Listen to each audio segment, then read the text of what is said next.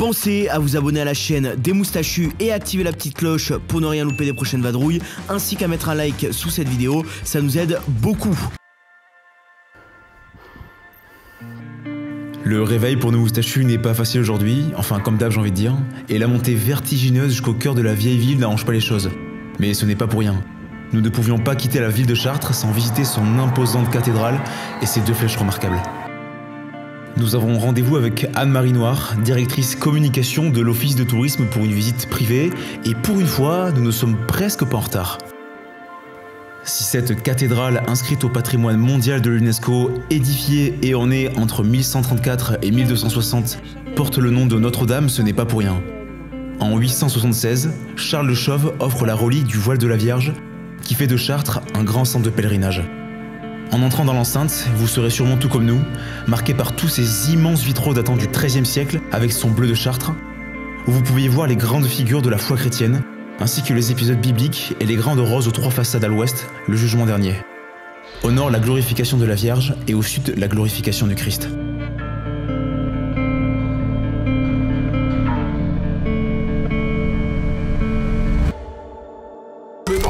J'ai failli tomber. Mec, chaque projet tu tombes. Des marches aussi, c'est hyper casse-gueule, mais des marches. Mec, t'as des jambes. La taille de la marche, mec. Il n'y a pas de marche. Il n'y a pas de marche ici. Les excuses de Hugo. Les excuses de Hugo.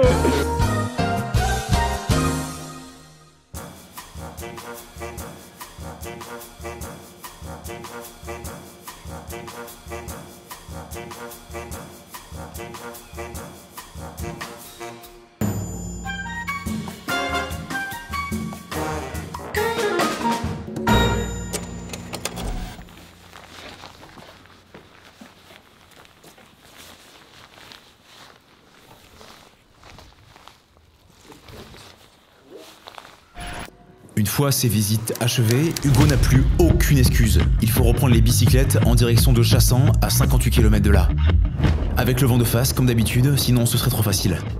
Nous déambulons entre les plaines et les champs de céréales d'Eure-et-Loir, sauf que nous tombons sur des obstacles qui nous ralentissent un poil. Et pour une fois, ce n'est pas notre faute. C'est jusque là, quoi.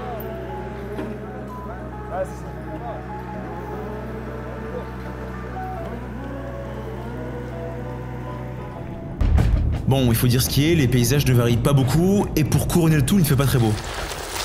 Je n'aime pas critiquer une région de notre beau pays, alors on va dire que les routes bien plates ont fait le bonheur de nos mollets.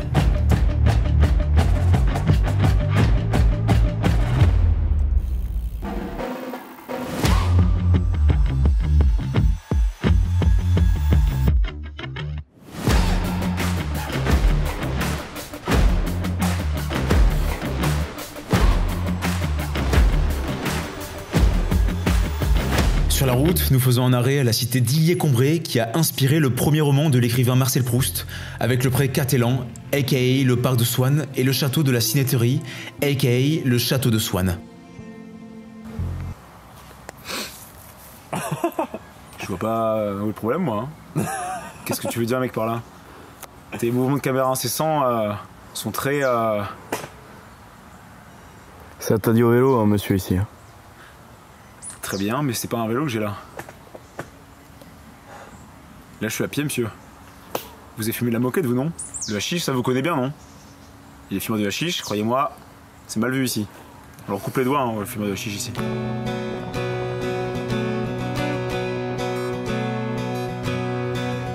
Paumés dans le Perche, nous dormons ce soir au domaine du Moulin Neuf, où nous sommes accueillis par Patrick, le propriétaire des lieux. Franchement, nous sommes bien gâtés par la Valocénie, c'est un petit coin de paradis ici, et nous n'avons que le bruit des oiseaux ici pour nous déranger, et le gîte mis au goût du jour va nous permettre de bien nous reposer après une journée chargée en patrimoine. Une bière et du bon pâté en croûte au coin du poêle, c'est quand même mieux qu'une tente, non?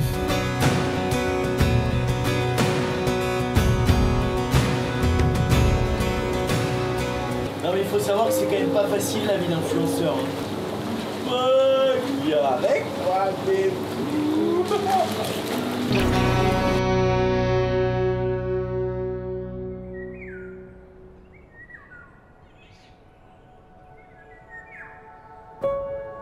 Hello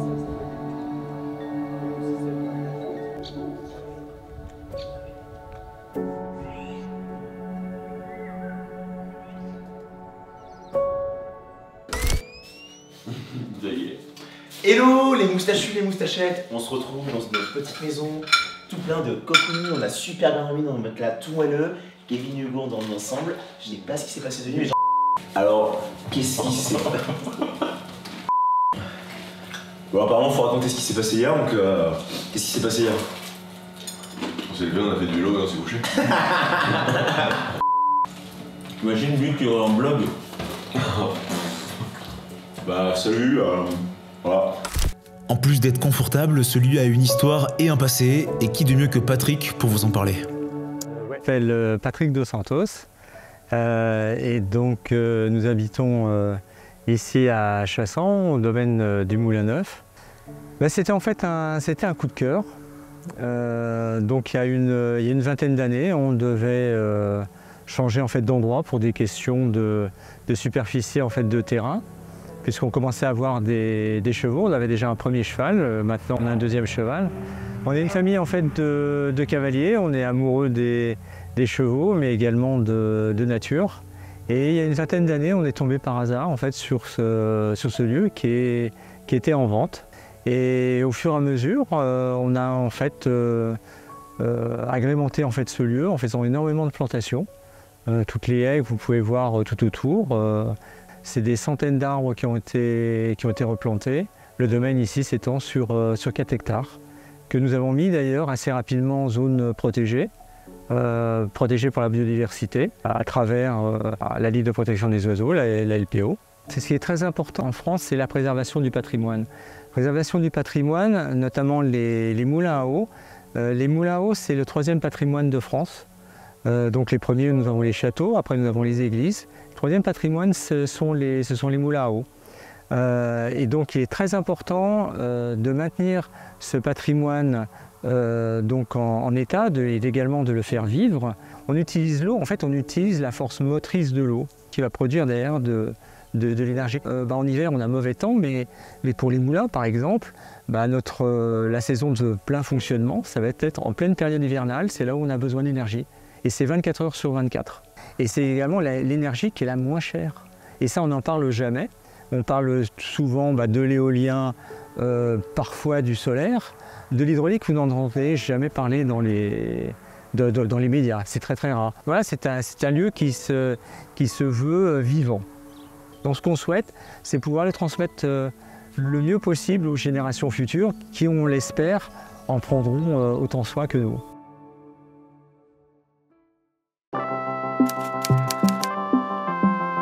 Nous faisons un gros poutou à Patrick et nous partons vers Mortagne-au-Perche pour ce jour 4 ensoleillé. Puis bon, vous connaissez Hugo et ses fameuses excuses. En voyant des gens loin, il saute sur l'occasion pour déjà prendre une pause et s'arrêter au bout de 30 minutes.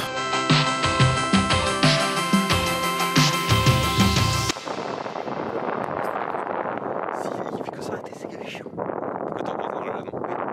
T'es en train de me rendre moche. Si je veux pécho les femmes derrière cet écran, je fais comment après?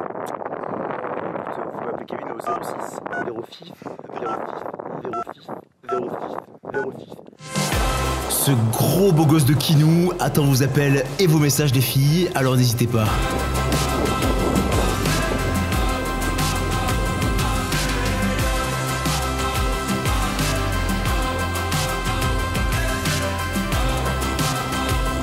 Sur la route, nous passons par le village de Thirongardé, qui est connu pour abriter la magnifique demeure de Steph, notre Stéphane Bern national, qui vit juste à côté du magnifique collège royal de Thirongardé.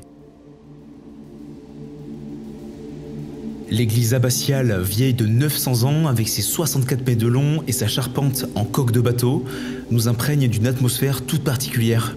Elle est malheureusement en danger de mort aujourd'hui, comme beaucoup de nos églises.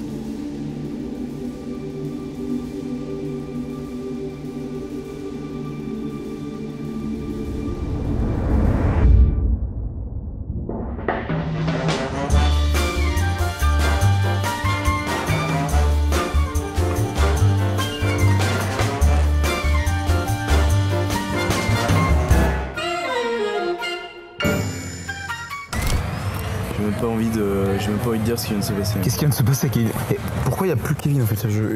Où est-il? Où est-ce qu'il est, mec? Et Kevin a fait un plan vidéo, un des seuls plans vidéo qu'il a fait de la vidéo en fait. Il a fait tomber son téléphone par terre et il a pas ramassé son téléphone. Ça va péter un plomb. Donc là, il faut que Kevin parte à peu près à 1 heure de vélo pour récupérer son téléphone, peut-être pour rien, des coups. Donc ça fait 2 heures aller-retour. Et du coup, il sera pas là cet après-midi pour goûter cidre non plus. Ouais, c'est pas étonnant que ce soit Kevin qui fait ça quand même. Qui fait tomber son téléphone et elle le ramasse pas?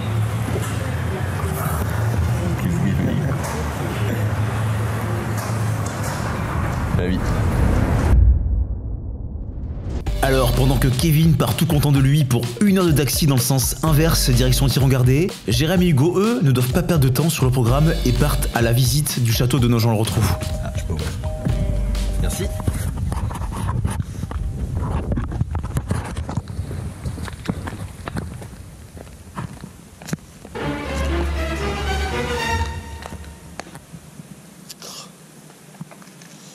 Eh ben non.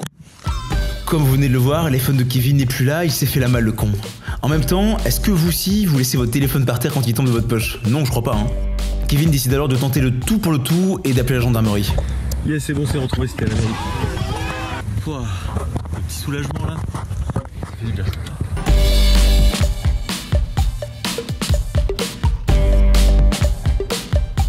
Bon, ça y est, de retour devant le restaurant Le Peps.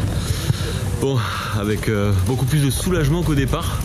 J'ai pu récupérer mon téléphone. Alors en fait, au début, petit coup de frayeur, je suis arrivé à la ville là-bas, devant l'église, et là, rien du tout par terre. Genre, j'ai filmé, du coup, vous allez voir ça. Là, j'ai été voir à l'accueil, j'ai essayé de rappeler juste avant de rentrer dans la mairie. Et elle m'a dit oui, ça a répondu. Donc là, j'ai fait ah, c'est super, c'est trop cool, genre, c'est bon, je vais le retrouver. Et en fait, c'était la dame de la mairie qui a répondu. Et au final, il était juste à l'accueil. Et voilà, j'ai récupéré. Donc, petite frayeur un peu pour rien. Et puis, bah, là, on est encore devant le restaurant. Les autres loulous, ils sont partis devant. Donc, on va essayer de les rattraper. Je sais pas si je vais y arriver. Enfin, si, j'en suis sûr en fait que je vais y arriver parce qu'ils sont extrêmement lents. Donc, ils doivent être sûrement sur la prochaine étape. Vous allez savoir exactement ce qu'ils font là maintenant. On sait pas où est Kevin là, donc peut-être qu'il va nous retrouver sur la route. Après, c'est pas notre faute, s'il nous a appelé il y a 1 heure, on n'a pas répondu. On a essayé de le rappeler, il répond pas. Est-ce qu'il a retrouvé son portable? On sait pas. C'est une bonne question. C'est un peu. C'est roulette russe. Le mystère est à son paroxysme. Voilà, donc on va voir un peu ce qui se passe, on va voir s'il arrive à nous retrouver. Est-ce que Kevin est mort? Est-ce que Kevin s'est fait enlever? Kevin, si tu vois cette vidéo quand même, il y a vraiment que toi pour laisser ton téléphone sur les marches d'une abbaye dans un village paumé dans le Perche quoi. Oh putain. C'est. Limite, j'espère qu'il va pas le retrouver son téléphone. Ça sera bien mérité. Bon, ça y est, je prends la route direction Condo. J'espère que je vais les retrouver assez vite. Parce que perso, là, je pense que je vais me faire un peu chier tout seul. Et puis, pour de vrai, j'ai envie de rigoler. Donc, c'est parti, il faut que je les rattrape. Allez, je bombarde. Oui, j'avais oublié de dire un truc aussi. Il faut savoir qu'on peut absolument tout le temps compter sur Hugo. Parce que, genre, je l'ai appelé 3 fois avec le téléphone à Jérémy. Parce qu'on avait partagé nos téléphones, histoire qu'on en ait un chacun. Et celui-ci ne répond jamais. Même quand j'ai besoin forcément de l'appeler et que c'est urgent, eh ben, il ne répond pas quand même. Alors qu'il sait très bien que c'est urgent. Donc c'est pour toi qui vois cette petite vidéo. T'es vraiment un gros con. Un gros con. Oh la belle vie. Sans amour, sans soucis, sans problème. Oui, la belle On profite qu'il soit pas là hein, pour prendre un peu de bon temps. On est quand même. seul, on est libre et on traîne. On s'amuse. Hugo, je viens de sentir que tu m'appelles. Ça fait 2-3 fois que tu m'appelles. Et je m'en bats les couilles, je te répondrai pas. Tu m'as pas répondu? Je te répondrai pas. J'ai la haine. Bon, honnêtement, je commence à bien kiffer tout seul. Hein. Je pense que je vais renommer la chaîne Kevin en vadrouille. Parce que regardez comment c'est paisible. On va pas entendre du monde râler. Il y a personne. On entend le bruit des oiseaux, le silence, le vent. On s'arrête quand on veut. On n'est pas obligé de les attendre. Finalement, c'est pas si mal. J'avoue. Quoi? Ouais. Je comprends pas. Attendez les gars, je crois qu'il s'est passé une... Ouais, ok, on casse les couilles tout le monde. Je crois qu'il s'est passé une faille spatio-temporelle. Voilà. Comment ce gars... Comment ce gars... Mets-toi là. se retrouver à l'opposé, en face de nous, alors qu'on a pris genre une demi-heure d'avance sur lui. Où il a grave bombardé, il s'est piqué, il a pris un peu de crack. Soit il a pris une roue de ouf, il a pris la nationale le mec. Je comprends pas. Je comprends pas comment on peut se croiser là. Putain mais comment vous êtes là par hasard les gars? C'est incroyable qu'on se retrouve. Les mecs t'étais où? Je comprends pas, c'est bizarre, on s'est perdu de vue, il s'était passé quoi? Ah bah je sais pas, j'ai regardé quelque chose mais je me souviens plus quoi. Ah, c'est déjà oublié. Oui, très bien. Est-ce que tu peux te mettre une grosse nucade quand même pour le portable? Bah pourquoi? Hein? Non? Je suis en plus ce que tu veux dire. sûr qu'il la retrouve en plus le temps. Est-ce que le portable qui nous était au même endroit? Alors non, il n'était pas au même endroit. Quelqu'un l'avait ramassé. Quelqu'un l'avait ramassé et j'ai dû faire le tour du village pour le récupérer. Sérieux? Pourquoi? Ouais. Parce que j'ai d'abord appelé la gendarmerie. Mais non. Après j'ai été à la mairie. Mais quoi? Et au final il a été à la mairie alors que je pensais qu'il n'était pas du tout à la mairie parce que la mairie était fermée. La vraie question est, tu sais que nous pendant tout ce temps on a roulé. Donc comment tu peux être là? Bah je vous ai torché, vous êtes tellement lent en même temps que c'est facile de vous rattraper. Je comprends pas la question. Mec, j'ai eu le temps de me baigner. Tu te baignes? Oui, je me suis baigné tranquille. J'ai lu un livre sur une aire là-bas. Pour de vrai, tranquille. J'ai tout en vidéo. Hein. J'ai les preuves en vidéo. Vous êtes juste très lents les gars. C'est un gros mytho. Ah t'as dû tout couper en fait. Parce que nous on a fait. J'ai tracé. Ah, c'est pour ça que nous on a fait un gros détour en vrai. Hein. Ah, c'est pour ça, vous êtes nuls. On a filmé aussi. On a fait face cam aussi. Oui. Puis Les excuses à Hugo. Parce qu'on a filmé aussi. Parce qu'on a filmé.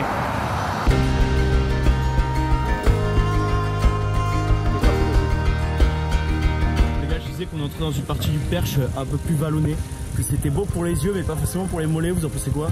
Ça rappelle de très mauvais souvenirs.